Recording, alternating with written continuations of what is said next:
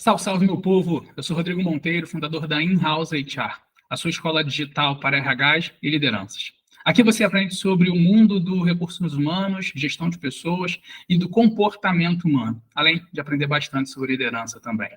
Bora para o nosso conteúdo de hoje, que a gente vai falar sobre descrição e desenho de cargos. Bora para a aula.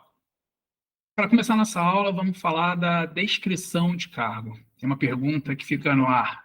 Ter ou não ter descrição de cargo? Essa é uma discussão bastante antiga no mundo da gestão de pessoas. Há quem defenda e há quem abomine a ideia de se ter uma descrição de cargos. O profissional moderno, o profissional do contexto atual, principalmente o profissional do conhecimento, eu diria que é praticamente impossível que ele ou ela tenha todas as suas atividades e responsabilidades descritas em algum documento.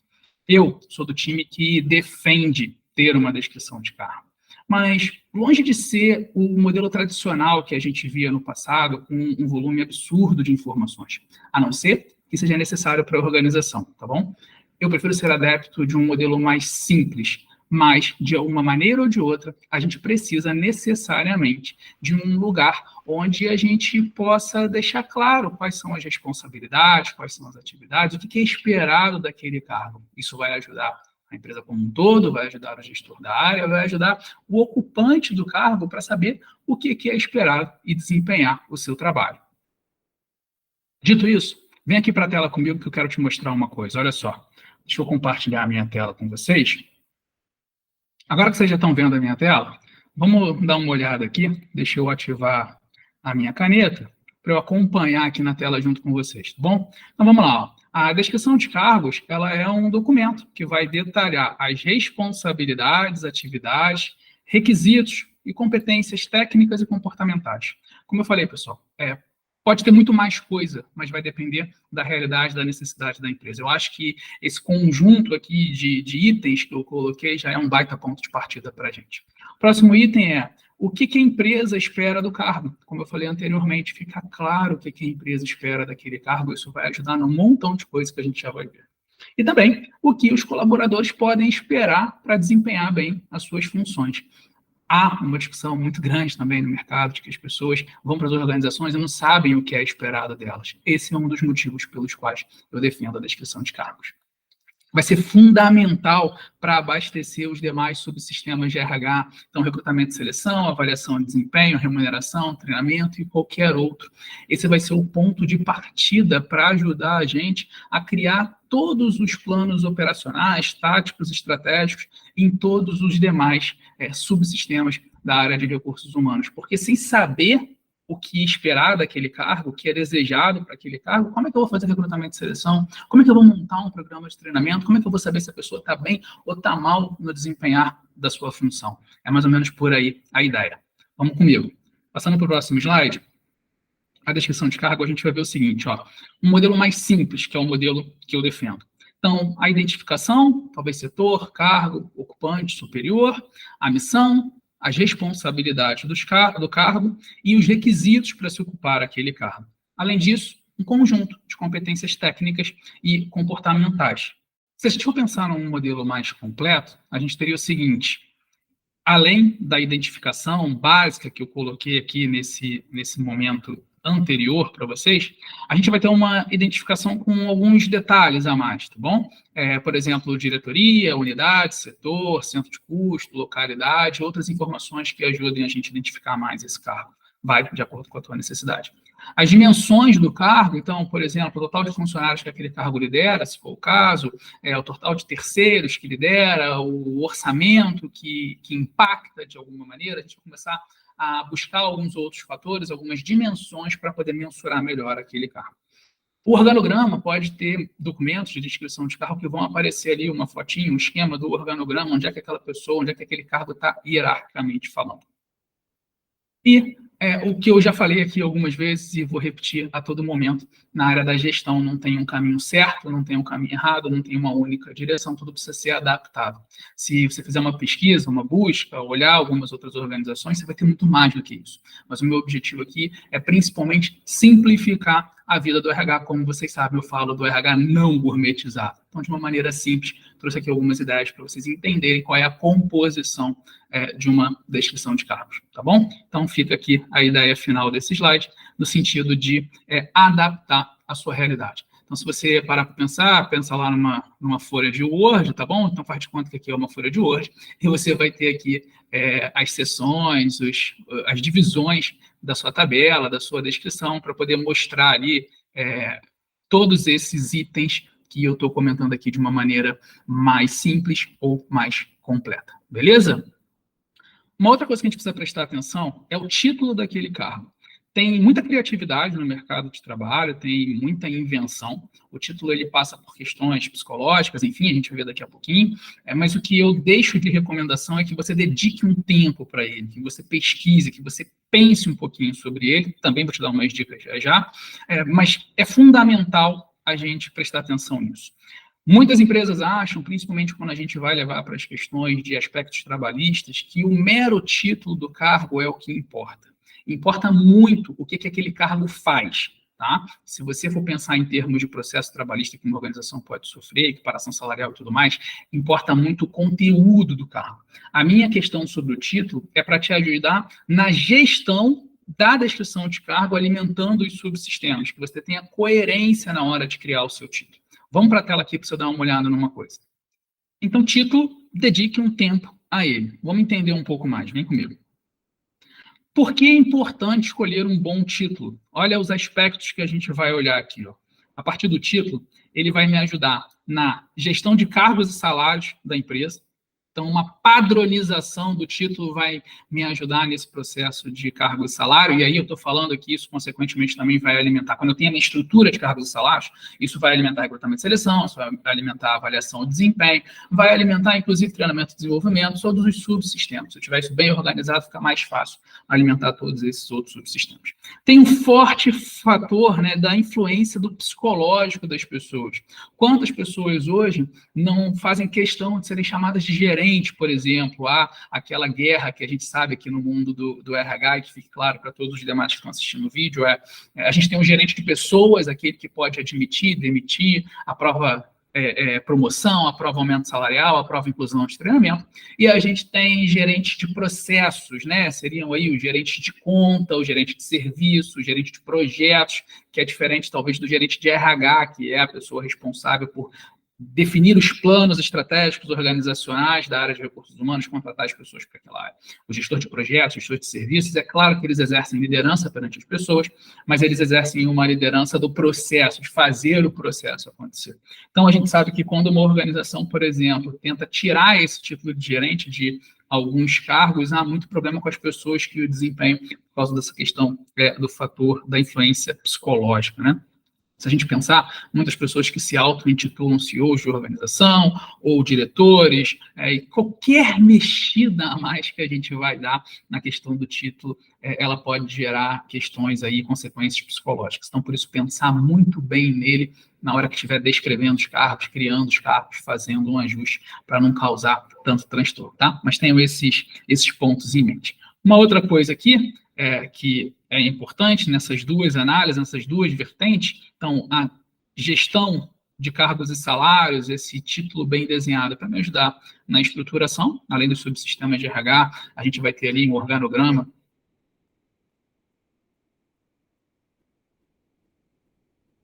Tremeu a câmera, porque eu chutei ela. Vamos voltar. Então, além dos subsistemas de RH, ajudar a gente na estruturação e na organização, no organograma da empresa, entender o fluxo de trabalho da empresa, e na parte aí do fator psicológico que eu comentei, do status e do ego. O que a gente pode fazer para poder escolher um bom título? A gente pode primeiro fazer aí um dever de casa, né? Estudar um pouco, e aí esse desenho que eu fiz ficou horroroso, e aí a gente apaga. Então, a gente pode estudar pensando aí em algumas ferramentas e algumas fontes de informação que vão ajudar a gente a ter um título melhor. Então, a gente vai olhar aqui sites de vagas, de alguma forma, a gente vai olhar o LinkedIn, o Glassdoor. Você pode fazer um benchmark com outras empresas da sua área para entender como é que elas estão chamando os seus cargos. A dica que eu deixo aí para vocês é manter tudo de maneira simples e padronizada na hora de criar os títulos do seu cargo. Você pode pensar desenhar de uma forma mais aberta, sendo um pouco mais generalista, mas para facilitar todo o processo. Lembrando que cargo é diferente de função, então o cargo pode ser o analista de RH, mas esse analista de RH ele vai desempenhar diferentes funções, pode ter o analista de RH para treinamento, pode ter o analista de RH para remuneração, para recrutamento e seleção e por aí vai. Então pense de uma maneira mais macro para pensar o desenho dos seus cargos e vá adaptando conforme a necessidade de aplicação da função. Essa aí também seria mais uma dica para vocês. E para fechar essa primeira parte da aula sobre a descrição de cargos, vamos de mais dica, mas aí de como escrever propriamente dito uma descrição de cargo. Então, alguns pontos aqui que eu quero considerar. Na mesma ideia do título, né, que eu falei de ser simples, então aqui a gente também vai tentar ser simples e direto na hora de escrever. Aqui eu já não estou mais no título, tá, pessoal? Estou lá nas responsabilidades, na missão do cargo, na competência. Então, não adianta gourmetizar, vocês sabem que eu sou contra isso, né? Então, deixa de maneira simples e direta, tenta usar uma linguagem mais direta, menos palavras, tenta enxugar o seu parágrafo, frases curtas, para poder dar clareza para todo mundo que vai trabalhar o material. Uma outra coisa é, não confunda responsabilidades com processos e procedimentos. As responsabilidades são aquelas, vou chamar de atividades, mas mais macro que o cargo vai fazer. O processo é o desenho lógico de como a gente realiza uma determinada atividade. Então, o primeiro passo é fazer isso, o segundo passo é fazer aquilo, o terceiro passo é fazer aquilo outro. E o procedimento tem a ver ali com mais detalhes de como a gente faz necessariamente falando. Vamos pensar, por exemplo, num caixa de supermercado, tá bom? A responsabilidade do caixa vai ser ali no final do dia, por exemplo, fechar o caixa. Então, para fechar o caixa, a gente vai seguir um certo processo. Então, primeiro é encerrar a entrada de dinheiro no caixa propriamente dito, depois fazer uma contagem, separar as notas, anotar numa determinada planilha e fazer a coisa acontecer. Não sei como que é, tá? Nunca fiz a descrição de cargos de um caixa, mas imagino que possa passar por aí o processo lógico de realizar a responsabilidade de fechamento do caixa. Então, vamos supor que fazendo o fechamento do caixa, a gente precisa lançar essas informações numa determinada planilha. Então, imagina se eu pegar na minha descrição de cargo e colocar todo esse mínimo detalhe, que para fechar o cargo precisa fazer 1, 2, 3, preencher a planilha de Excel, de nome, fechamento do caixa. Imagina se eu colocar tudo isso. Toda vez que eu tiver uma mudança do desenho desse processo, do desenho lógico, eu preciso atualizar a minha descrição. Se eu tiver uma mudança do como faz, se o nome da planilha mudou, se deixou de ser uma planilha e passou a ser um sistema, eu vou ter que atualizar a minha descrição de cargos. Então, a minha dica para você é não confundir isso, para você focar na responsabilidade, naquela coisa macro. E vai facilitar também, porque um caixa, quando vai fechar o caixa, ele provavelmente, eu estou pensando aqui, eu desenhei tudo isso pensando num supermercado, por exemplo, ou numa loja, num comércio. É muito similar que em todas as lojas seja as mesmas responsabilidades macros, variando um pouquinho a mais ou a menos para um lado ou para o outro. Só que o desenho lógico e o como eu faço isso, eu tenho certeza que vai mudar de loja para loja. Então, se a gente pensar no macro, fica até mais fácil para entender o ecossistema dos nossos concorrentes, por exemplo, comparar salários com outras empresas. Tá? Então, fica essa dica aí, pensar no macro, na responsabilidade, versus não pensar nesse momento da descrição de cargo no processo e procedimento. E, por fim, cuidado com o português, galera. A nossa língua, ela é bastante difícil, ela é bastante complicada, com um montão de regras. É importante que a gente reflita ali no texto uma linguagem que todos possam entender. Eu sei que a maioria de nós acaba adotando um linguajar muito mais informal. Eu sou desse estilo, eu gosto de falar de forma mais simples, o contra a gourmetização que eu já falei aqui algumas vezes no vídeo. Então, mas tem que ter cuidado. Cara, dica fundamental, teve dúvida? Consulta na internet, consulta um chat GPT da vida e vai te ajudar de alguma maneira. Eu faço muito isso, eu gosto muito de usar o dicionário online português e a página sinônimos.com.br para me ajudar. E quando eu tenho dúvida mesmo, se eu vou usar senão junto ou senão separado, por que junto, por que separado, mais com I, mais com S, cara, joga no Google, coloca isso aí, tenha clareza no que você está fazendo, entenda a regra, vai te ajudar no teu autodesenvolvimento, vai te ajudar a ter clareza no teu documento, para que todos possam compreender. Vamos agora para a segunda parte do vídeo, para a segunda parte da aula, onde a gente vai falar do desenho do cargo. Para pensar nessa ideia, eu quero que vocês tenham em mente sobre a evolução dos cargos, a evolução de como os cargos realizam suas tarefas. Se a gente for pensar em algumas ideias em específico, a gente pode ter uma evolução mais de longo prazo ou uma evolução mais de curto prazo. De longo prazo, por exemplo, imagina as fábricas, como é que elas funcionavam lá atrás, como é que se fazia o trabalho lá atrás.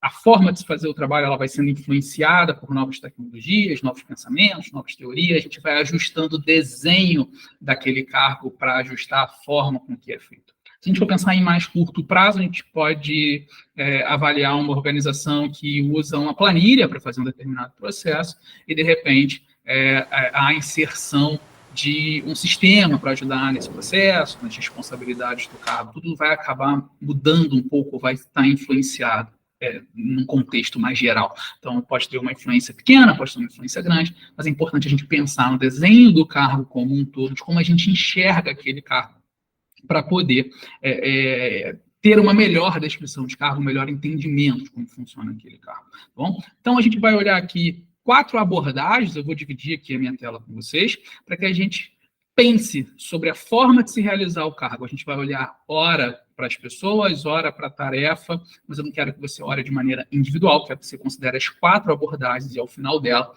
a gente vai fazer aqui um dever de casa. Vamos lá, deixa eu dividir a tela com você.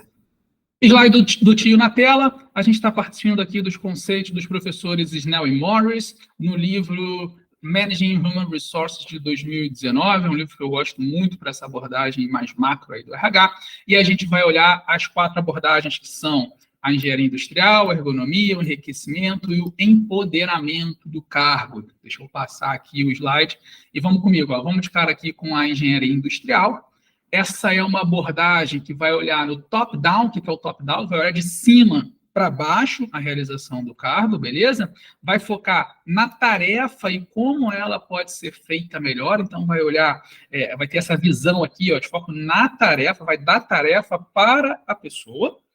Vai analisar tempo e movimento para determinar se algo pode ser melhorado. Tempo e movimento nos leva a ideias bem do início da administração. Se você tem aí conhecimento, formação em administração, já deve ter ouvido falar de Taylor e Fayol, que começaram toda essa questão. A gente vê muito isso na indústria.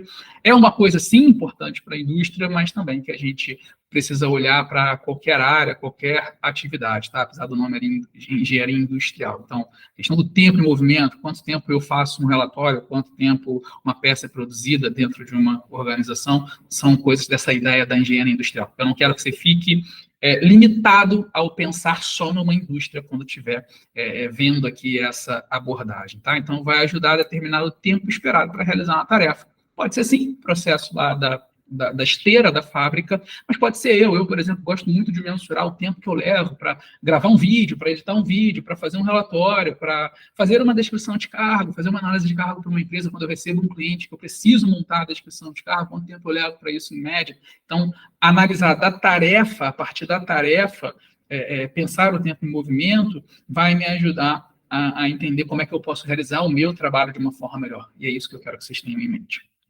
Vamos para a segunda abordagem, a ergonomia, aí uma palavra mais comum no dia a dia nosso aqui do RH. Ela também é uma abordagem top-down, ela também vai ser vista de cima para baixo. Ela vai focar aqui, só que nos equipamentos e sistemas para realizar a tarefa. Óbvio que levar em consideração a tarefa vai ser fundamental, mas ela vai estar mais focada ali nos equipamentos e sistemas. Então, a gente pode pensar aqui, ó, nos EPIs, no mobiliário, no espaço físico, tá? Então, esse é o foco maior. Faz uso do bem-estar para buscar mais eficiência para o trabalho. Então, na engenharia industrial, estou partindo da tarefa propriamente dita, que na ergonomia eu já olho um pouco os equipamentos, sistemas. Então, para gravar um vídeo, por exemplo, eu tenho um telão aqui na minha frente, você vê olhando para baixo, às vezes assim, que é como se fosse o meu quadro branco, que é o que eu estou compartilhando aqui com vocês.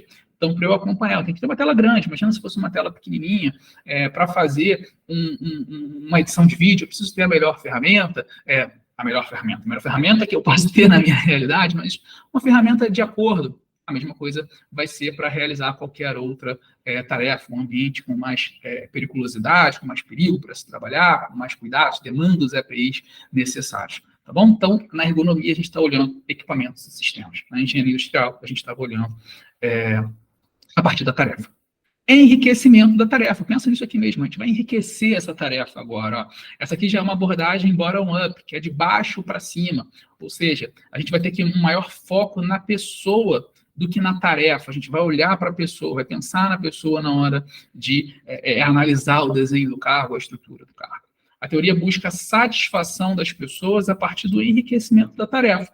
Vamos lá. Fazer uma coisa por fazer uma tarefa chata, uma atividade chata no meu cargo, me deixa mais insatisfeito. Há uma série de questões que a gente precisa avaliar com cuidado quando eu tenho menos experiência, estou no início da minha carreira, fazer tarefas repetidas, né, rotineiras, fazer sempre a mesma coisa, eu até tenho um nível de satisfação legal. A gente não pode generalizar o comentário, tá? Então, eu até tenho um nível de satisfação legal porque eu estou aprendendo. Mas depois que eu aprendo aquela tarefa, aí se ficar naquela mesmice, a coisa já não fica tão legal. E aí vem essa ideia do enriquecimento do cargo. Então, a gente vai agregar valor para o cargo para tentar gerar significado e propósito, tá? Uma gama variada de maneiras de fazer isso, sempre respeitando os limites da organização. Não adianta eu pegar um cargo operacional e querer transformar ele num cargo extremamente estratégico só para ter enriquecimento. É muito importante que vocês tenham em mente que o que a gente está falando aqui é deixar a coisa dentro do quadrado do cargo, ainda que se possa expandir um pouquinho esse quadrado, não ultrapassar limites, para que você não queira enriquecer demais as tarefas de um cargo e acabar gerando problemas, por exemplo, de equiparação salarial, processo trabalhista, porque o cargo é A, mas está fazendo atividade do cargo B. Então, é enriquecer, gerar satisfação, mas dentro de um limite. E, por fim, o empoderamento do cargo, essa é uma outra abordagem bottom-up, de baixo para cima.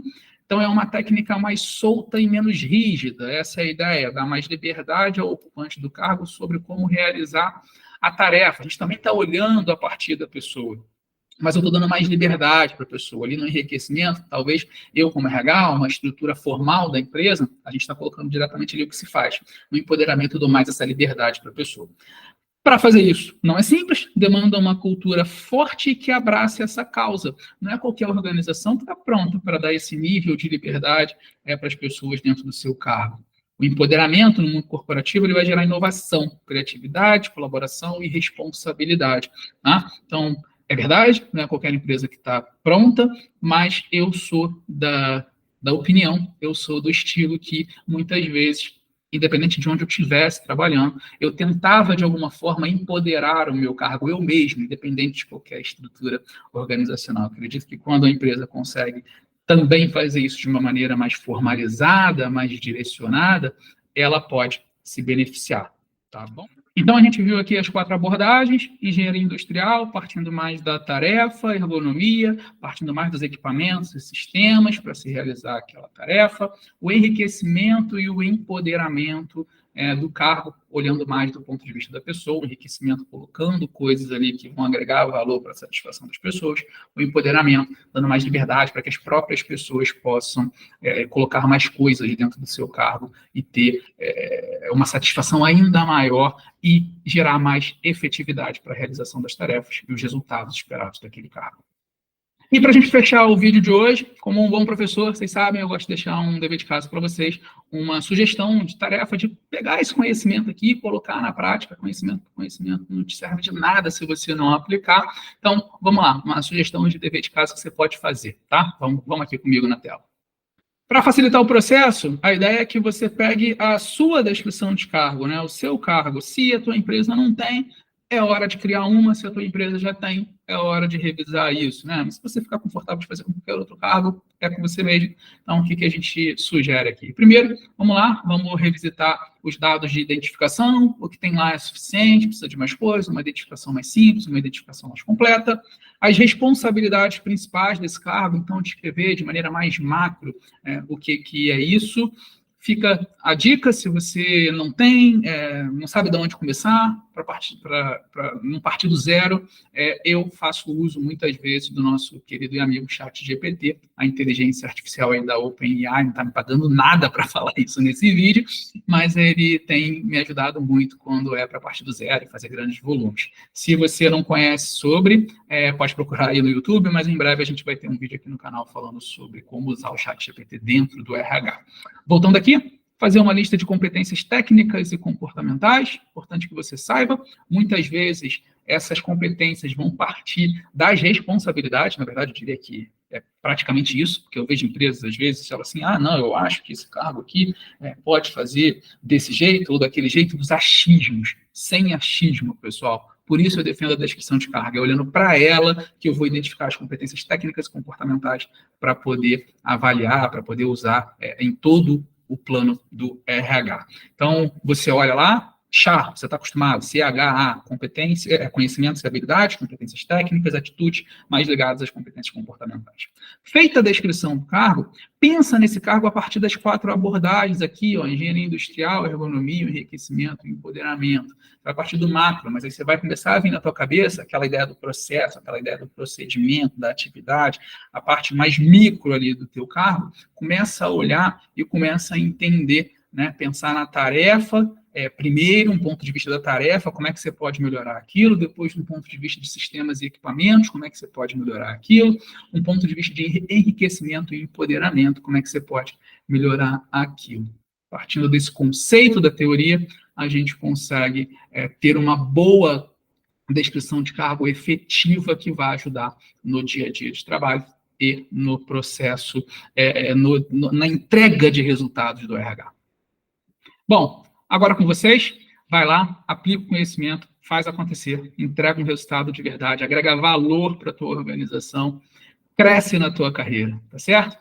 Se você chegou até aqui, curtiu esse vídeo, achou que essa aula te ajudou de alguma maneira, o que a gente está produzindo aqui no canal está te ajudando de alguma maneira, por favor, dá o seu like, compartilha isso aqui, é bastante importante para a gente continuar fazendo mais conteúdos como esse. Eu só quero que você faça isso se realmente agregou valor para você, porque eu sei que tem um monte de gente pedindo um monte de coisa por aí, mas eu estou fazendo um trabalho de verdade, do fundo do meu coração, tentando contribuir para uma formação de RHs e lideranças, para a gente ir juntos na missão de um mundo do trabalho muito melhor. Fez sentido para você? Compartilha, me ajuda. Tamo junto. Até a próxima.